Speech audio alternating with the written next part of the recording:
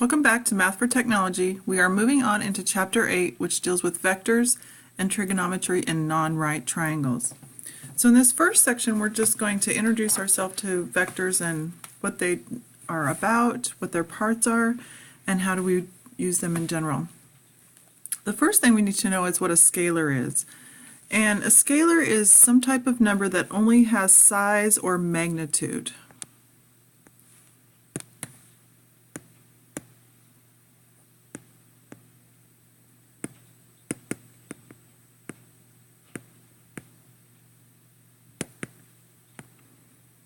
It has no direction. So some examples of that would be time, volume, mass, speed, or temperature. And there are many more. Whereas a vector not only has size and magnitude, but it also has direction.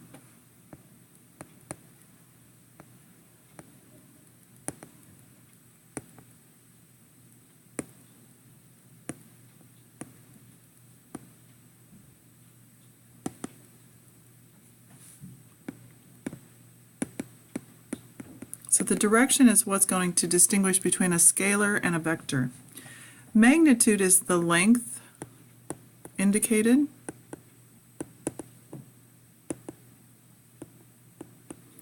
Many times the magnitude is symbolized by absolute value signs, and so in this case A is the vector and the absolute value signs are talking about the magnitude, because in magnitude it's just how long something is, how much force is being used, and it doesn't have any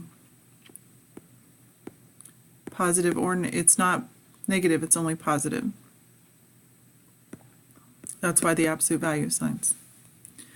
The direction is, just like it sounds, the direction that the vector is moving. It uses an arrow to indicate it. Sometimes it'll use an angle.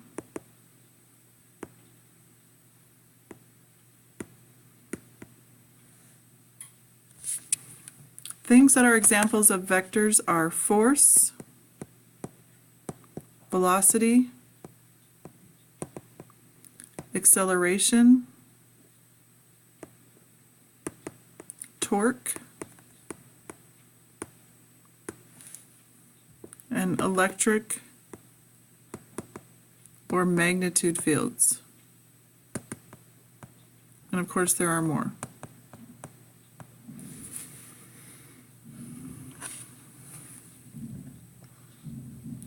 When you're looking for a magnitude, what you'll see, or I'm sorry, for a vector, some examples, so you'll see just like an arrow, right, where we have one end is where it started, so it's called the initial point,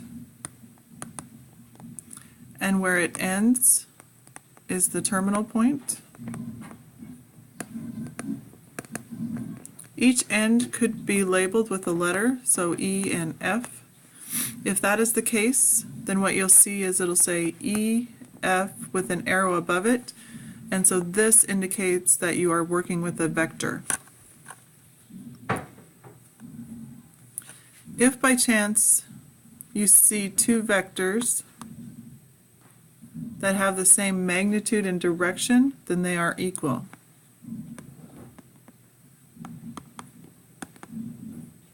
They can't have just one or the other, they have to have both.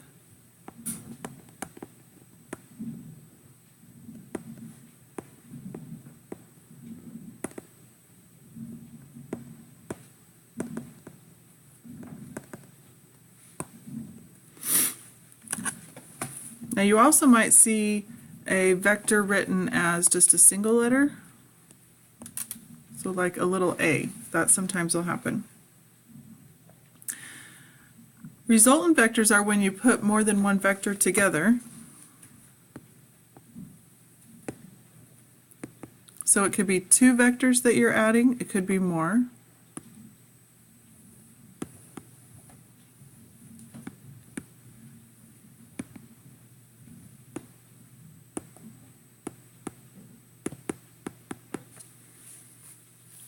And there are two ways to find it. There's one that's called the head to tail method.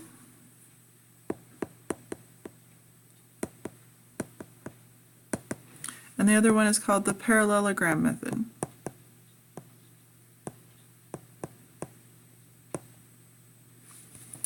So you can see that when you look at these two vectors that are set up, so this has two vectors that are working. They are starting in the same position, but we have two different forces working on an object. So if you were pushing on something and somebody else was pushing on the same object, it would go in a different path than either one of you were proposing. The same thing works with like vehicles moving in wind, or or boats moving in water. So in the parallelogram method, what we do is we create a parallelogram. So we're going to take this vector down here and we're going to try and draw one the exact same length up above it, going in the same direction. It has to be parallel. Then we do the same with the other vector, creating that parallelogram. The resultant vector is from where its initial point was to the direct other side diagonally of your parallelogram. So I have one force or one vector working this way. I have a second vector working this way. The actual path of the object will be the blue line. So this one's the parallelogram method. If we work with the head to tail method, the vectors don't start in the same initial position. What they've done is the second vector starts where the first one ends. So its initial point is at the terminal point. So what happens now, instead of drawing a parallelogram, we simply have to connect the initial point of one to the terminal point of the other one.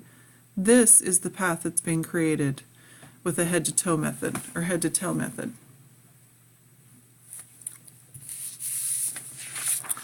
So I'm going to do this, and I've allowed myself to create these vectors.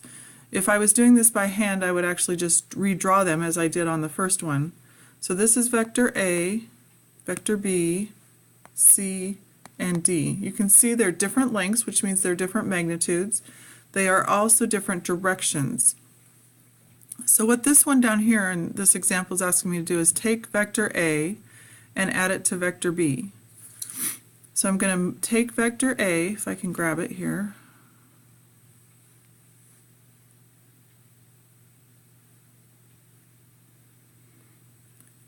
and now I have choices. I can do the head to tail method, or I can do the parallelogram method. So if I do the head to tail method, which is what I've done, I've moved vector A to the end of vector B. Now you could do it the other way. I could have moved vector B to the end of vector A. It doesn't matter. What matters is the two forces are being used. And so now I'm just going to draw my resultant vector from the initial point to the terminal point. So this is the path, this is my resultant of two vectors A and B working on an object. Now the next one says B minus C. When you actually go to subtract, what happens is it changes the direction. So here is B and here is C. So this one's B and this one's C. Now C is actually being minus, so instead of it moving to the left, I actually need to take it, if I can grab it, and I have to change its direction. So I have to turn it, there we go, so it's going the opposite direction. Let's see if it's actually going the opposite, and it's doing a good job. So now let's say I wanted to go ahead and do the parallelogram method. So I'm going to stick them so they're together. Then with the parallelogram method, I'm going to draw. That needs to be up a little bit. Let's grab that and move it. It's too flat. It needs to be going up a little bit. And then we go up. Now I would be using a straight edge if I was doing this on a piece of paper. Here I don't have a straight edge to use on the paper that you see in front of you. So definitely use a straight edge so those are nice straight lines. You can also measure. So doing this by hand, I know vector C is 2.1 centimeters. So you can measure, that way you know for sure when you're drawing these that this is 2.1 centimeters and that B was 2.4 centimeters. so I can make sure that is occurring, and I should when I'm doing it by hand. Okay, the next one is 3c plus d. So when they put a scalar, so this is my scalar in front, it's saying I'm doing 3 of the objects, or 3 of the vectors. So I have 3 c's here, and I'm going to add a d to it. So grab one of these. I want to grab, thank you. So what happens is I just put them end to end. So I'm putting my 3 c's together.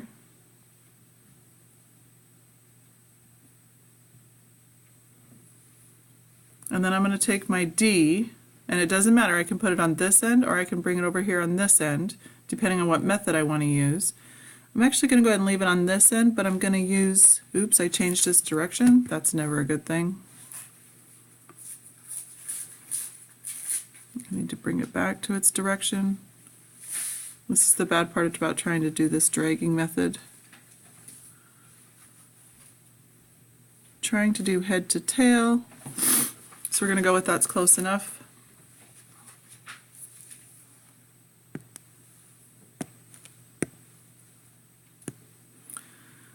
So if I'm doing head to tail, I go from the initial point over to the terminal point. This is the vector that is created by doing 3 c's plus 1 d. And even if I move this to here, that same general direction and magnitude is produced. Okay, this one got a little crazy. We have 4 c's, 3 b's, and 2 d's, and I'm going to try not to change their direction, but put together. So I'm going to start with my 4 c's.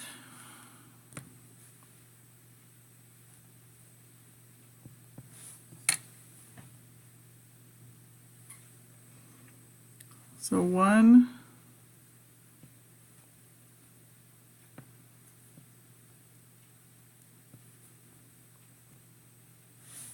it's not letting me grab them.